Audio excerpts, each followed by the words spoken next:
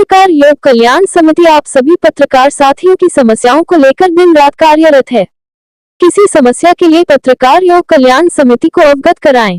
संगठन हमेशा आपके सहयोग के लिए तत्पर है।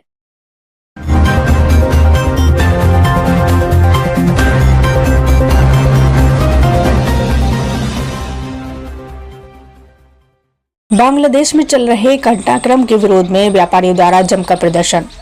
श्री पहाड़िया व्यापार मंडल के तत्वाधान में बांग्लादेशी सरकार का तख्ता पलट होने के बाद से बांग्लादेश में हिंदुओं पर हो रहे अत्याचार के विरोध में व्यापारियों द्वारा जमकर प्रदर्शन किया गया।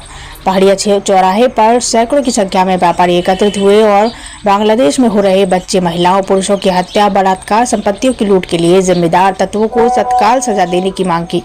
विरोध प्रदर्शन का संचालन कर रहे पहाड़िया व्यापार मंडल समिति के महामंत्री अरविंद लाल ने हिंदू समाज को संबोधित करते हुए कहा है कि आज हिंदू ही अल्पसंख्यक होने के कगार पर खड़ा है।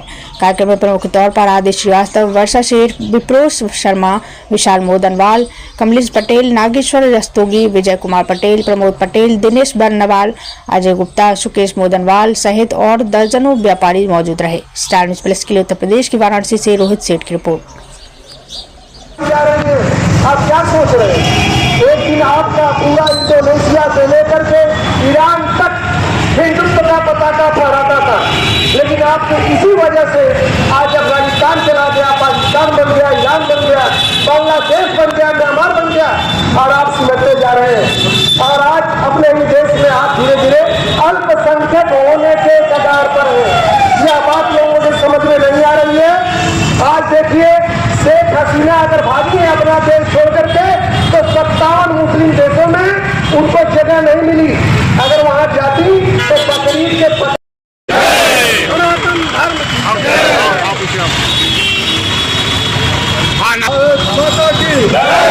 भारत माता की, भारत माता की आवाज दो, आवाज दो।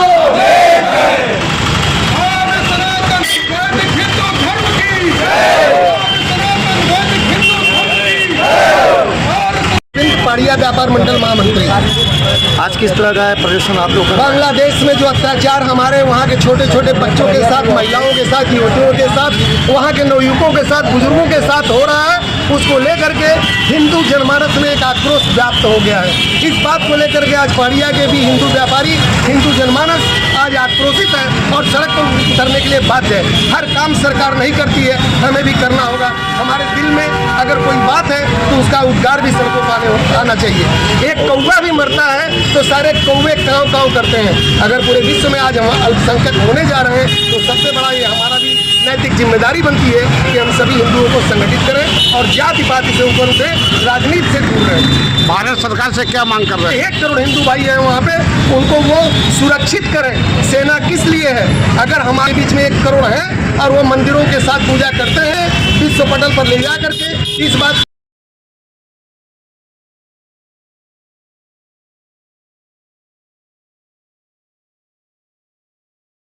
जो हिंदुत्व की आबादी है या समरसता के भाव में आकर के हिंदुत्व के नारे के साथ एकजुट होकर के वंदे मातरम, भारत माता की जय, जिस दिन नारा लगाएंगे यहाँ का संसद समुदाय भी राष्ट्र की मुख्य धारा में शामिल होने की विवश होगा और उनको लीडरशिप सबसे रखी जा रही है, वे हमेशा हमेशा के लिए कामयाब है। इसी के साथ मैं समस्त हिंदू समाज से आह्वान करना चाहता हूँ इस नारे को बुझाएं। देश भारत का है, ये देश भारत ही नहीं, भारत और हिंदुत्व एक दूसरे का पर्यायवाची है। यदि हिंदुत्व समाज कर दिया जाए तो भारत का अस्तित्व शून्य हो जाएगा निश्चित तौर पर। इसलिए देश को बचाना है तो हिंदुत्व को बचाना पड़ेगा और यही सनातन धर्म है।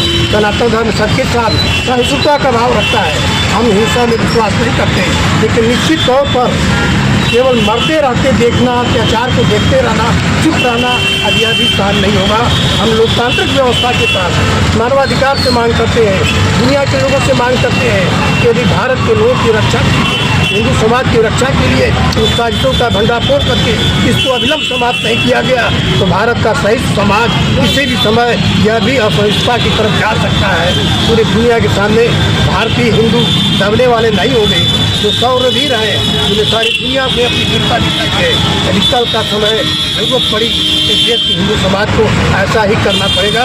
हम आक्रामक नहीं, लेकिन रक्षा और सब कुछ करने के लिए हमें बाजार के विरुद्ध जो जन जागरण के लिए और सरकार का ध्यान आकर्षित करने के लिए यह एक यूनिवर्सिटी या सभा के रूप में यहाँ पर ध्यान देने की बात है। यह बहुत लंबी 47 में साफ देश आज़ाद हुआ है। जो स्थितियाँ इस देश की बार बार इस स्थिति अनेक लोगों को दोहराई जा रही है। लाखों हिंदू मरने के बाद आज़ादी मिली, लेकिन वह समस्या आज भी बच्चे करना चाहता है, लेकिन निश्चित तौर पर एक पक्षी मानवता नहीं कर सकता। एक तहजीब की बात करें और दूसरी लोग कुरान की आयतों के आधार पर काफिर मानकर अत्याचार करें, यह अब दुनिया में चलने वाली स्थितियों को याद करें। पूरे विश्व में एक बहुत बड़ी साजिश के साथ बांग्लादेश एक नमूना है। अभी देश के लोग इस बात को नहीं समझते। पश्चिम बंगाल कश्मीर की स्थितियों को आप सभी लोगों ने देखा है। 82 में एक रात में 5 लाख हिंदुओं को कश्मीर से जिस तरीके से नाक जरिए पलायन कराया गया, लेकिन ऐसी प्रवृत्तियाँ बांग्लादेश में आज दोहराई जा रही है। देश का या वहाँ के अनेक पूरे देश की डेमोग्राफी बदल कर रहे हैं। और मुझे कहने में भारतीय है, भारतीय नागरिक है, लेकिन वह मजहब के आधार पर उनको यहाँ पर शरणार्थी रूप में देश के सामने बहुत बड़ी समस्या पैदा कर रहे हैं। इस देश में चाहे जितने भी आतंकवाद हो, कहा जाता है कि आतंकवादी अलगाववादी का मजहब नहीं होता, लेकिन उसमें गिरफ्तार लोगों को जब देखा जाता